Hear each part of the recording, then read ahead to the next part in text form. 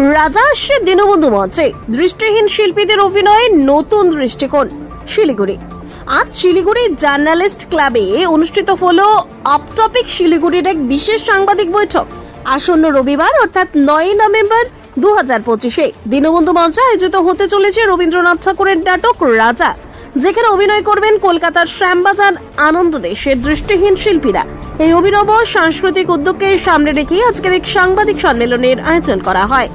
অপটপিক শিলিগুড়ির সভাপতি দীপজ্যোতি চক্রবর্তী জানান, আমাদের লক্ষ্য শুধুমাত্র নাটক মঞ্চস্থ করা নয়, সমাজের চোখ খুলে দেওয়া, যাতে সবাই বুঝতে পারে দৃষ্টিহীন হলেও প্রতিভা ও সৃজনশীলতার আলো কত উজ্জ্বল হতে পারে।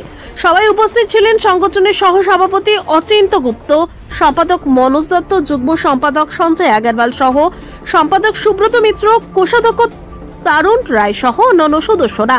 তারা জানান, এই নাটক শুধু শিল্প প্রদর্শন নয়, মানবিকতার এক অনন্য উদাহরণ হতে চলেছে।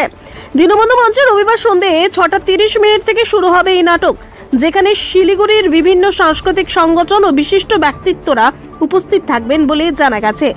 অপটপিক শিলিগুড়ির পক্ষ থেকে শহরবাসীর উদ্দেশ্যে আহ্বান জানানো হয়েছে, এসে দেখুন, অনুভব করুন শিল্পের নতুন সংজ্ঞা। প্রগতি নার্সিং কলেজ অ্যান্ড স্কুল। এখানে শিক্ষা মানে কেবল ডিগ্রি নয়, এখানে শেখানো হয় মানবতার পাঠ। 3 বছরের জিএনএম কোর্স এবং 4 বছরের বিএসসি নার্সিং। আধুনিক ট্রেনিং, অভিজ্ঞ গাইডেন্স, 100% প্লেসমেন্ট, সবই একই ছাদের নিচে। ঠিকানা রানীডাঙ্গা, কালারাম, শিলিগুড়ি। প্রগতি নার্সিং কলেজ অ্যান্ড স্কুল, শিক্ষা সেবা সাফল্যের প্রতিশ্রুতি।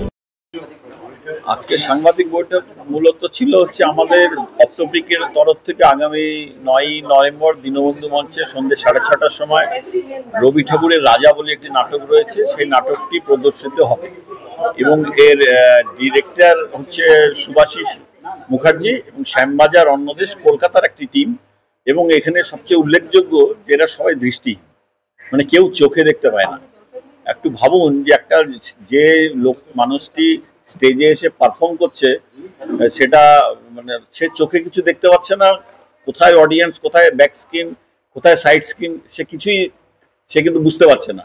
সে হয়তো কোনো একটা গুঞ্জন, কোনো উষ্ণতার ইয়েতে ধরে নিল যে এটা সামনের দিকটা ফ্রন্ট, মানে অডিয়েন্স বসে আছে।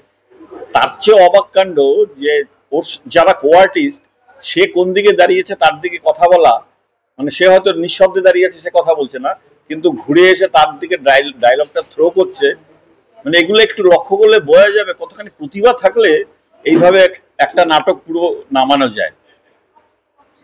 নিজেকে ওই জায়গাটা যদি আমি রাখি, যে চোখ বন্ধ করে যদি আমি একটু ভাবি ব্যাপারটা, তখন বেশি করে বোঝা যায়। এটা আগামী 9 নভেম্বর দীনবন্ধু মঞ্চে 6:30টার সময়, সন্ধ্যে 6:30টার সময়।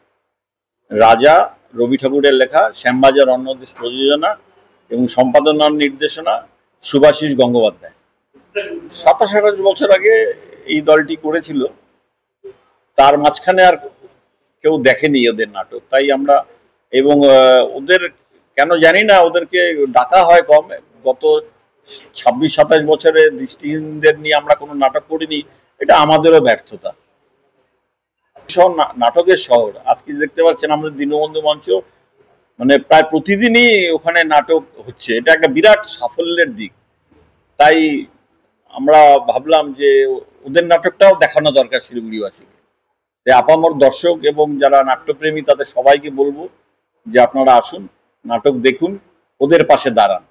ওরা অন্তত রোজই ফোন করে বলছে কটা টিকিট বিক্রি হলো, মানে ওদের আগ্রহ হচ্ছে কজন দেখতে পাবে।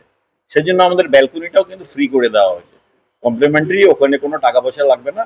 কুপন জোগাড় করবেন, এখানে আমার ফোন নাম্বার দেওয়া আছে, অচিন্ত গুপ্ত, সঞ্জয় আগরওয়াল, ওদের সাথে কন্ট্যাক্ট করলে ওদের কাছে টিকিট রাখা আছে কমপ্লিমেন্টারি, তারা দিয়ে দিবে। সেটা ইকোনমিক বুক স্টল থেকেই সংগ্রহ করা যাবে।